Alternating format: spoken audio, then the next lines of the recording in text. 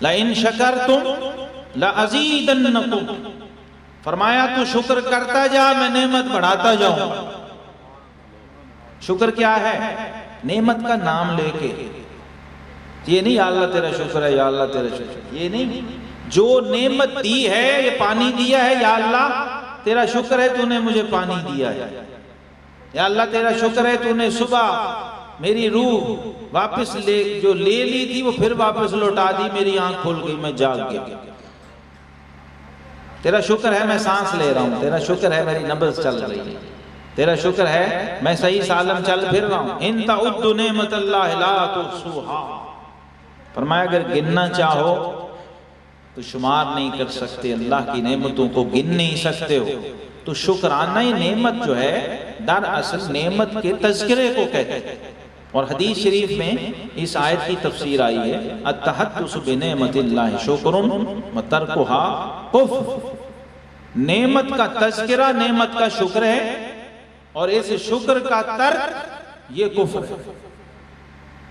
جو شخص نعمت کا تذکرہ نہیں کرتا ہے، وہ جب ہمارے اردو میں لفظ استعمال ہوتا ہے کفران نعمت، یہ کفران نعمت اسی سے نکلا کہ جسے پھر شکرانہ نعمت نصیب نہیں وہ کفران نعمت میں مبتلا ہو جاتا. حضرت امام حسن مجتبی رضی اللہ تعالی عنہ نواسہ رسول، اس آیت کی تفسیر کسی نے پوچھا کہ حضور وَأَمَّا بِنِعْمَتِ رَبِّكَ فَحَدِّثْ کا کیا معنی ہے؟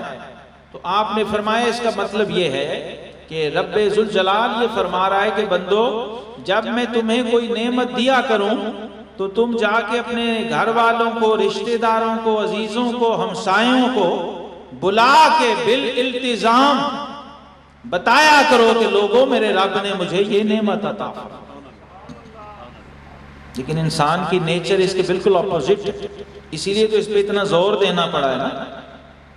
قرآن میں اللہ تعالیٰ نے فرمایا ان الانسان لربہ لکنود، انسان اپنے رب کا ناشکرا ہے، اور بہت ہی زیادہ ناشکرا ہے، بے حد ناشکرا. اب اس ناشکری کا آپ جو ساری زندگی ہم یہ دیکھتے سنتے رہتے ہیں ڈیلی، یہ مظاہرات الا ماشاء اللہ. شاید ہی کوئی شخص ہو یہ بات سننے کے بعد بندہ خود سوچنے لگتا ہے کہ میں نے کتنی بار زندگی میں یہ ناشکری کی ہے. کہ انسان کی فطرت میں یہ ہے کہ جو ہی گفتگو شروع کرے گا ہمیشہ نا سے، نہیں سے اور نفی سے بات شروع کرے گا کہ یہ نہیں ہے. آپ کے ساتھ بیٹھے گا تو شروع کہاں سے کرے گا کہ یہ میرے پاس نہیں ہے، یہ چاہیے. یہ کبھی نہیں کہے گا کہ یہ ہے. یہاں سے شروع نہیں کرتا کہ اس مالک نے یہ دیا ہوا ہے اور یہ دیا ہوا ہے اور یہ دیا ہوا ہے. اس فہرست کی طرف جاتے ہی نہیں. جو موجود ہے اس کا نام لینے کو تیار نہیں، اور جو موجود نہیں ہے اس کا چرچا کرتا ہے، اس کا ڈنڈورا پیٹتا ہے. اس کو قرآن نے ناشکری کہا ہے. اور پھر کہتا ہے کہ برکت نہیں ہے، پھر ساتھ برکت کے تقاضے بھی کرتا ہو. تقاضا یہ ہے کہ برکت ہو. برکت کیسے ہو بھائی؟ فَبِأَيِّ آلَاءِ رَبِّكُمَا تُكَذِّبَانِ، صبح شام تم نعمتوں کی تکذیب کرتے رہتے ہو. صبح و شام انکار نعمت اور کفران نعمت میں لگے رہتے. اور یہ توفیق کبھی نہیں ہوئی کہ نعمت کا نام لے کے کہہ دیں کہ لوگوں سنو میرے رب نے مجھے یہ نعمت دی، میرے اوپر یہ انعام فرمایا، یہ عنایت فرمائی. اگر ڈیلی ایک نعمت کا بھی نام لینا شروع کر دے ساری زندگی ختم ہو جائے گی، نعمتیں ختم نہیں. ان تعدوا نعمت اللہ لا تحصوها. اور پھر قرآن سے پوچھئے تو قرآن بتاتا ہے لَقَدْ مَنَّ اللَّهُ عَلَى الْمُؤْمِنِينَ إِذْ بَعَثَ فِيهِمْ رَسُولًا. یہ ایک احسان در احسان ہے کہ جو سب سے بڑی نعمت تھی وہ بتا دی کہ جو تم پر سب سے بڑا احسان فرمایا وہ کیا ہے کہ تمہیں رحمت کائنات سے نواز دی، رحمت للعالمین تمہیں دے دیے. محبوب کریم علیہ السلام کا تمہیں امتی بنا دیا. اذ بعث فیہم رسولا.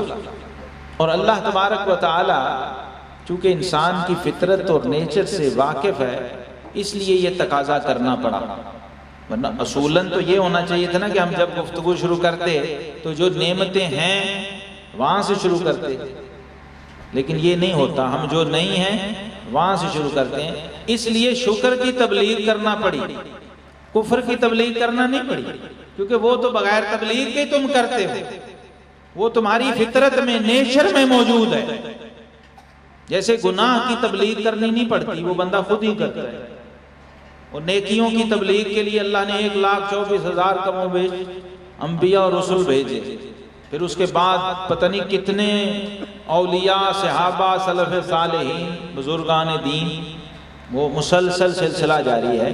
تو خیر کے لیے موٹیویشن کی ضرورت ہوتی ہے، شر کے لیے، برائی کے لیے، گناہ کے لیے کسی تبلیغ کی ضرورت نہیں، وہ خود بخود کر رہا، کیونکہ ان النفس لامارۃ بالسوء، وہ مادہ اور وہ برانچ اس کے اندر موجود ہے، وہ بائی نیچر جائے گا اور وہ کرے گا۔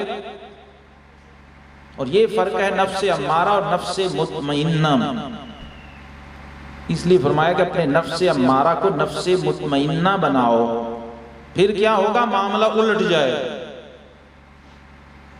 پھر گناہ کی تبلیغ کوئی کرے بھی تو تم نہیں کرو،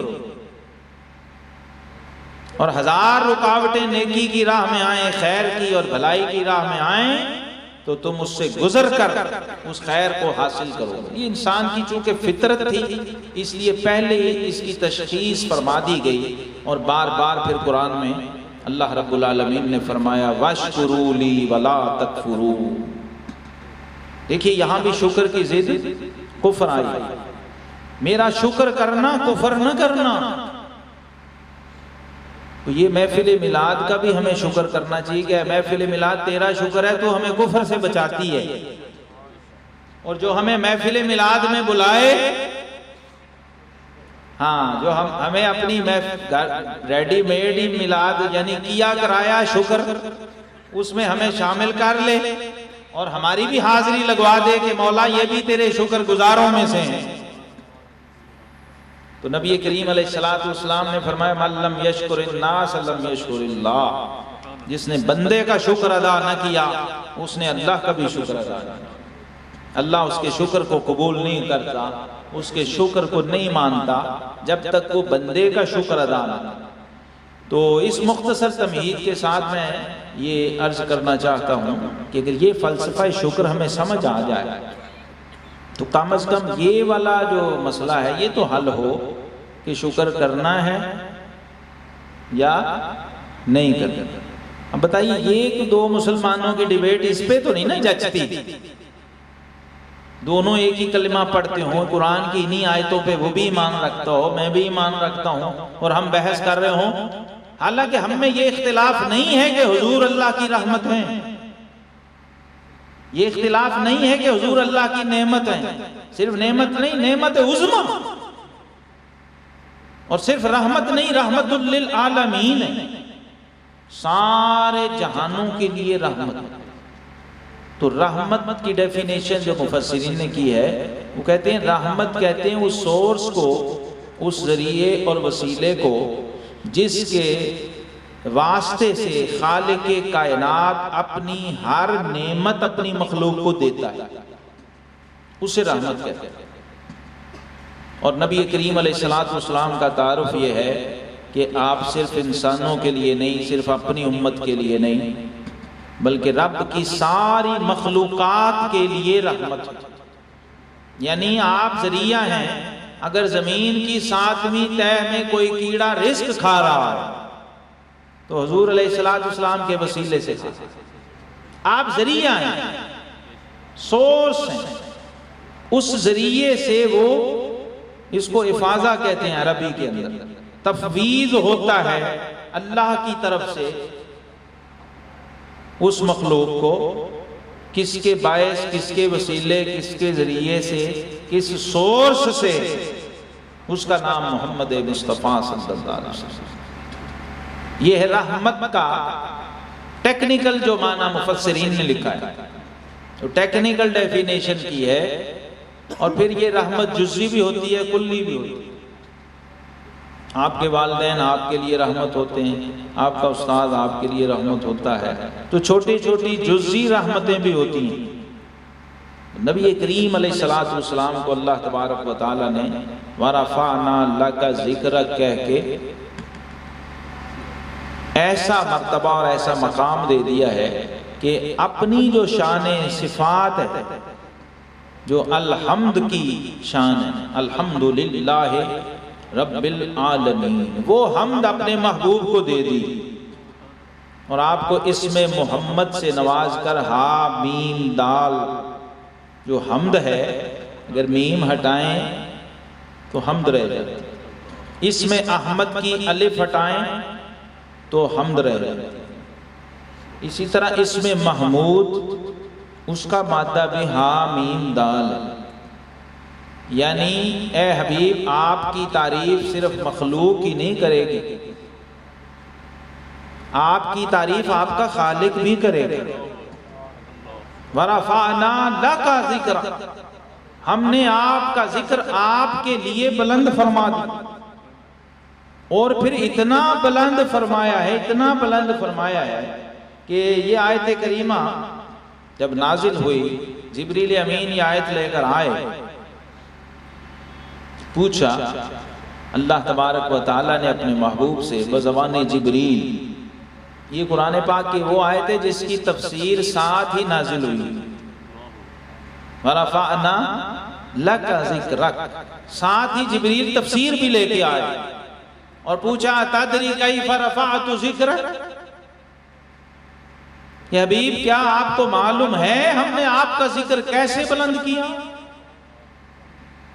تو آقا علیہ السلام نے فرمایا اللہ عالم، اللہ تعالیٰ ہی بہترین جاننے والا ہے، اسی کو علم ہے کہ اس نے جس نے بلند کیا ہے وہی بتائے کہ کیسے بلند کیا۔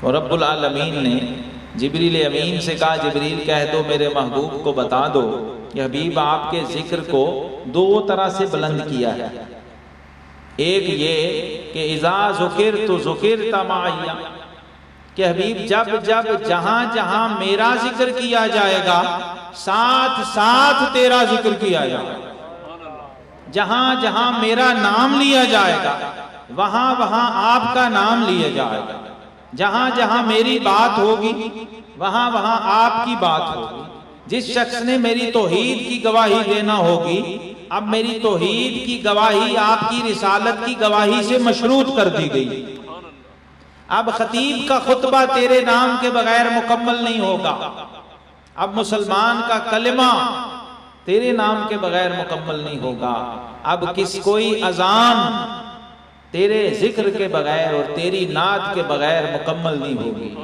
اور کوئی نماز جو میرے لیے پڑھی جاتی ہے میری عبادت کی جاتی ہے اس میں بھی جب تک نمازی تیری ذات پہ سلام نہ بھیجے اور تجھے مخاطب کر کے ہدیہ صلاۃ و سلام پیش نہ کرے نماز بھی نہیں ہوگی۔ تو خطبہ ہو، کلمہ ہو، اذان ہو، نماز ہو، قرآن ہو، کوئی دین کا پہلو ہو، جب تک تیرا ذکر ساتھ نہ آئے گا میرے ذکر کا بھی کوئی معنی نہیں۔ حضرت عبداللہ ابن عباس رضی اللہ عنہ اس آیت کے تحت آپ فرماتے ہیں کہ وَرَفَعْنَا لَكَ ذِكْرَكَ کا مطلب یہ ہے کہ حبیب اب کوئی قیامت تک